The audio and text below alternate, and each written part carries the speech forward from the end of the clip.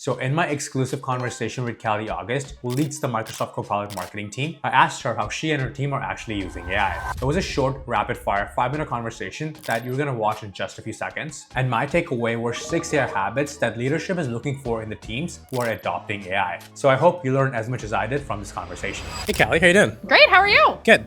So what do you do at Microsoft? I am on the Microsoft 365 Copilot team, and I lead our outbound marketing.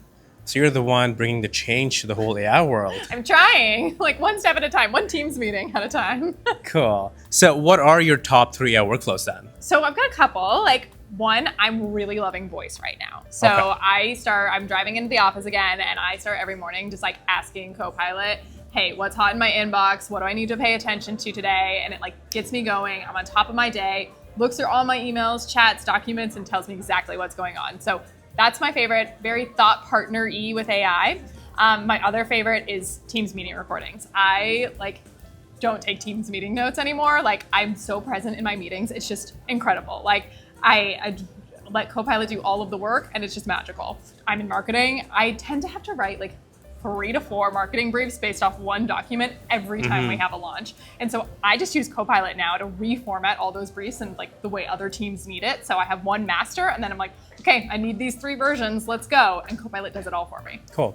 Do you ever run into hallucination problems at all? No, not typically, but Okay. what I think is like the number one thing people need to remember with AI is like you have to check the sources it's pulling from, right? Like it can hallucinate, any AI can, Yeah. but what Copilot does is it actually provides you references to if it's a Teams meeting, like the specific points in the transcript it's referencing, or if you're asking it for web data, it points to the exact websites. And like fact checking is a really important part of AI. It's supposed to make you, the human, better at your job, not do your job for you. And so you have to check those references, you have to check those sources. So pretty much just bring in the critical thinking. Bring in the critical thinking.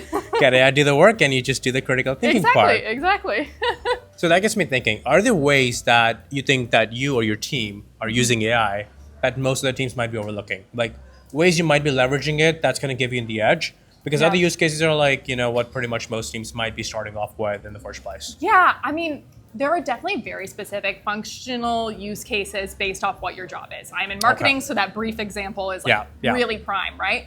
But I think what my team and my broader team is doing is like, we're really figuring out how do you like build that habit with AI? How do you ask yourself before you start every project, like, can Copilot help me with this? Like, that's the most critical part is like that growth mindset, that willingness to experiment and ask AI questions. Like that's the part you have to start with. The functional use cases come after that. Okay.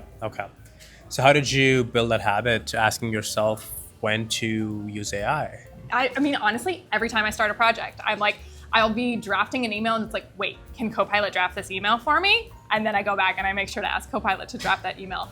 I've kind of started this habit of like, I just jot down notes now and I'm like, okay, let's make that like an email that sounds great for an executive now versus like, before it's been hours trying to formalize it. So that's how I kind of built that specific habit. But it's every time I start something new, I just ask myself. And you're not afraid of like sending that email to the execs and like it's AI generated? I read it myself always before I send it. But no, I did it today. Nice. And then what would you say like are the skills that are being eroded then with the AI coming in, like, from a marketing perspective? And what new skills would your team be looking for in the future from that perspective?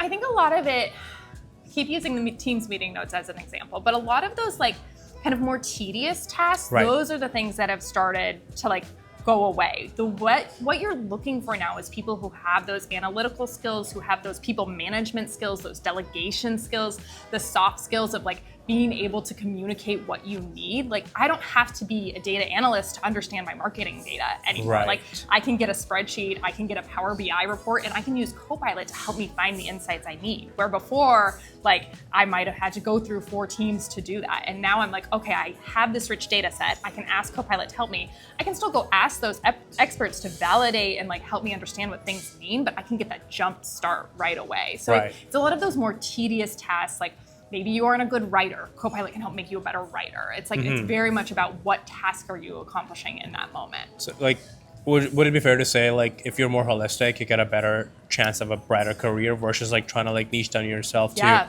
a very specific function of a job?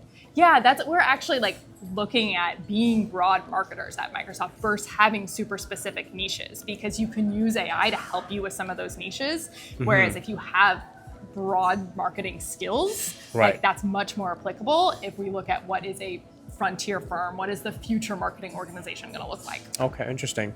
Speaking of, what do you think about vibe coding? You think like marketers on your team, like do they need to know vibe coding these days, like to build up a landing page, to build up like a quick like internal tool, or like quick internal, like just even like engineering as a marketing, just put up a tool just to kind of have a free sort of like tool to bring some web traffic, do some lead generation, or still leave it for the devs? What's really interesting is we actually just came up with this new term that we're calling vibe working. So it's less about vibe coding and working on code at the moment, but more like, how do you vibe work? How are you working iteratively with AI and with Copilot? How are you using native language to get your job done with AI? I think the coding will come in, and there's certain things like I send an automated email with an agent and I had Copilot write the code to make a dynamic subject line. Interesting. So like there are elements of the like vibe coding that's coming in, but that vibe working idea is I think where we're at today.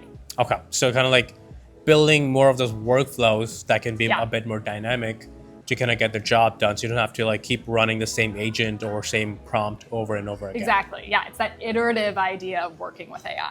Okay. And then for people you think, who might feel like they're kind of behind in AI, or it's getting too fast, or they shouldn't be adopting, any last words you want to say to them? One of the number one skills leaders are looking for right now is AI skills. And so if you're ignoring it, if you're deciding you don't want to use AI, like that is going to hurt you in the long run. You need to be figuring out how to use safe, secure AI in the right ways now in order to advance your career, even advance things in your personal life. Like AI is going to be an essential part of all of our jobs in the future. And so adopting that now is only going to help. Okay. Well, thank you so much. Thank you.